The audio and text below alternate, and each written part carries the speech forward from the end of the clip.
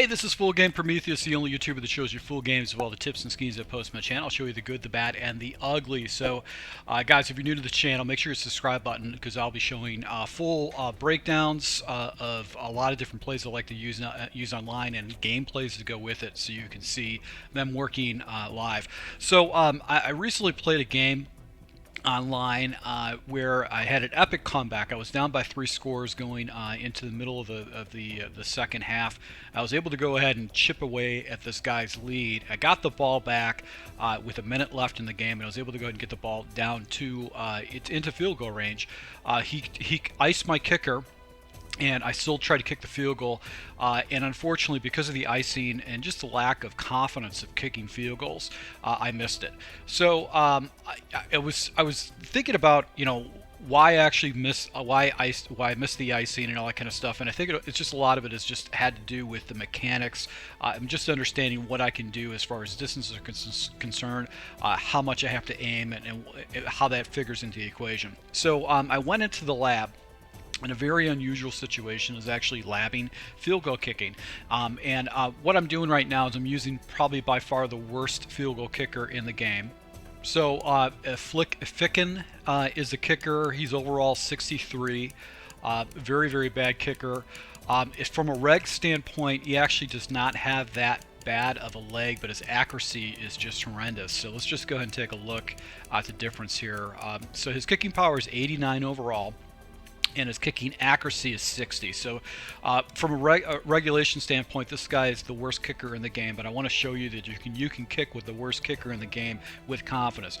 One thing I do want to let you know, I actually went ahead and experimented and actually tried to put the punter in the kicker position, and it automatically penalizes you and it whiffs a lot of field goal kicks. So even though statistically you would think that the punter might be a better field goal kicker, it doesn't allow you to do that. So if you're thinking of switching out your punter for your kicker, you could probably do it on kickoffs, but you can't do that necessarily with field goal kicks. It's important to stick with your kicker. So, commonly you're going to be kicking extra points. One of the easiest things I ever learned, and I actually picked this up from one of my subscribers making a comment on one of my videos, is that you can make a lot of field goals just simply by actually going ahead and kicking the ball at half power. A lot of times they're actually going to get through and go through the actual upright. Now you can see, even though my kicker's got pretty bad leg, I only gave him half power. It just clipped right over the top and actually hit the screen. So one of the things that I've actually discovered too with kicking field goals is if you pull down on the left stick, like you're pulling down on your left stick, it's actually going to give you a little bit more range. So let me go ahead and show you an instant replay what happened just with half power with the ball. So the ball actually comes through and it comes down. It makes it through, but it actually just clips right off the top of this camera. So what if we pull back on the stick with half power once again. So half power, it gets through a lot easier. So when you pull down the stick, so just show you the difference in angle. So you can see the ball right here is coming down, but it actually just goes further. So one of the first tips I can tell you just to kick more field goals is that you need to pull down on your stick pretty much on every single field goal that you give. You want to pull down to the stick and just have it centered. That's going to be one of the first things you need to do. So one of the things I was concerned about in that overtime ice kicker thing was that I was a little bit off-centered. I wasn't centered straight up. So I actually tried to aim a little bit.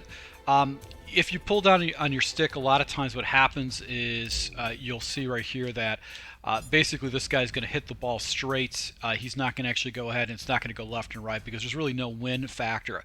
If you have a wind factor, you can aim straight. And if the wind is pushing you to center, that's going to put it right in the upright. So that's something I actually discovered in another lab session. You can essentially wait for the wind. I'll try to go ahead and put another clip in for you with another kicking situation to see if I can get the wind to push it over. So you can see right here the wind is actually playing a factor. So we have a crosswind actually pushing towards the ball. You can see actually your measure, your item kind of moves back and forth. If we go ahead and put this ball on the hash, and we just pull down to the stick,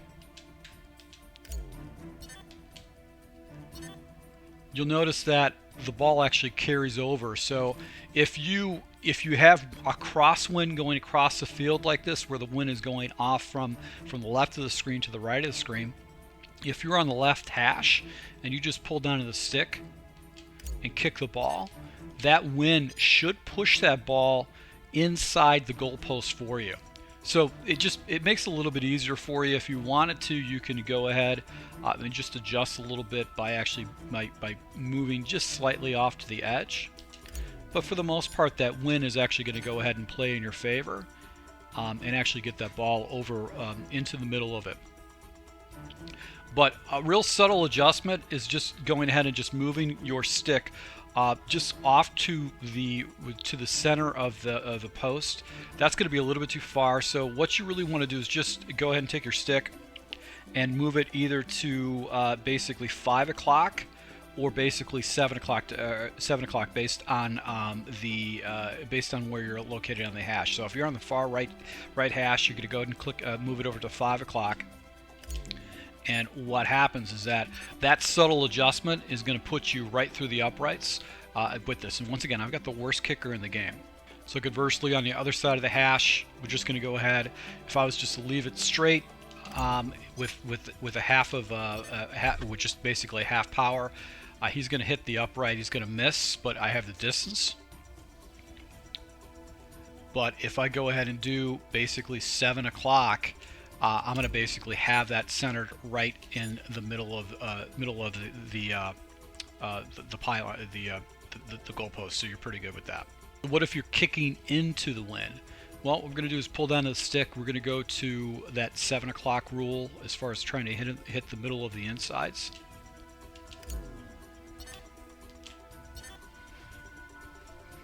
And as you can see right there, it's still going to put us right in the middle of the actual the goalpost. Just with these minor adjustments, the 7 o'clock, 5 o'clock rule with your stick, pulling back on the stick, you know, trying to kick a half kick or not trying to go for it all the time, you can kick with confidence and actually get the ball right through the end zone. So I'm just doing 7 o'clock. I'm going against that crosswind. It's really not affecting me at all. And I'm getting myself 47-yard field goals against my opponent with this particular technique.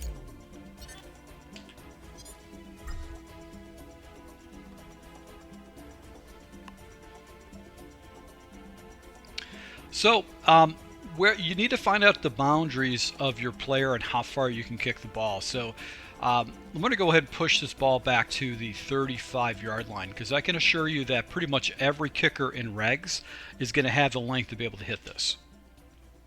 So you're going to pull back on the stick, and really what you're going to do is you're going to look for the green. You're going to click on your button when you get to the top, when you get to the bottom of the green. That's going to get you close to 100%. You don't need to go over that or actually hit 100% exactly. It's going to give you, you're going to have enough leg to be able to hit that. And then obviously you look for the white shaded area for accuracy. So if you stay within the white shaded area, you're going to be fine. Where things get really, really shaky for just a bad kicker is when you get to distances over 55. 57-yarder, this guy, Ficken actually has the leg to hit it, but I have to kick the ball perfectly.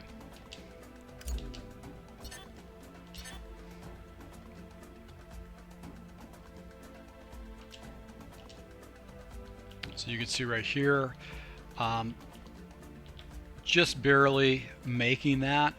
I'm coming up short a little bit, so the accuracy is going to really start playing in to be able to hit this. So that's probably about as perfect of a kick that you can get, especially with all your leg, but even then I come up short.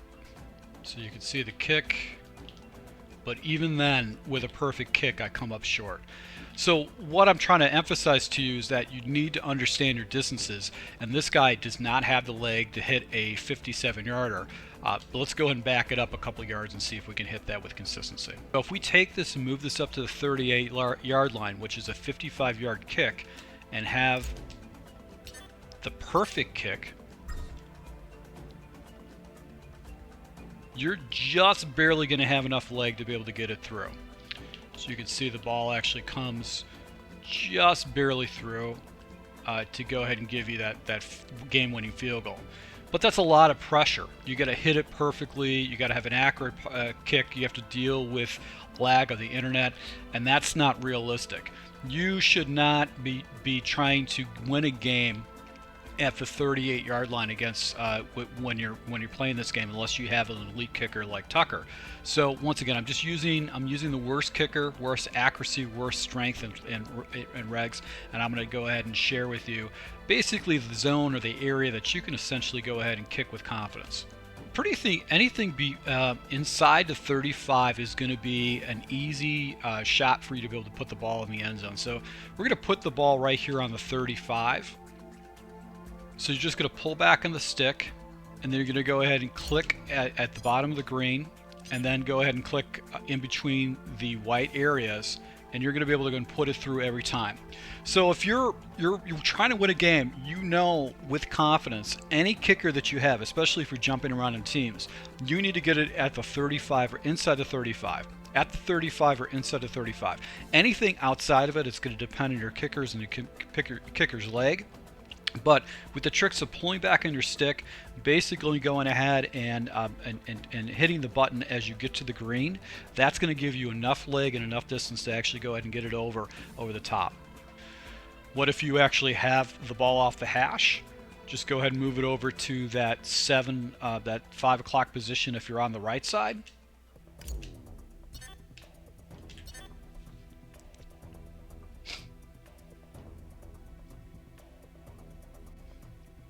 And you're off on the left side of the hash. You're just going to move it over to the 7 o'clock position. And pretty much the same thing. You'll have enough distance to be able to get the ball over the goalpost. What you know from this, from kicking field goals, is that the first thing is you want to make sure you pull back on your stick is the first thing. You don't have to make a major adjustment to be able to get it into the pylons with a perfect win situation. And then another thing is that you, from a standpoint, you just need to be able to get it to the green, select it, and then go ahead and hit it in between the whites, and you're going to go ahead and put the ball through the pylon. So if you do like these type of tips, make sure you smash the like button, guys. I'll be rolling out more offensive and defensive schemes to take your game to the next level. So once again, thank you to my subscribers, and until next time.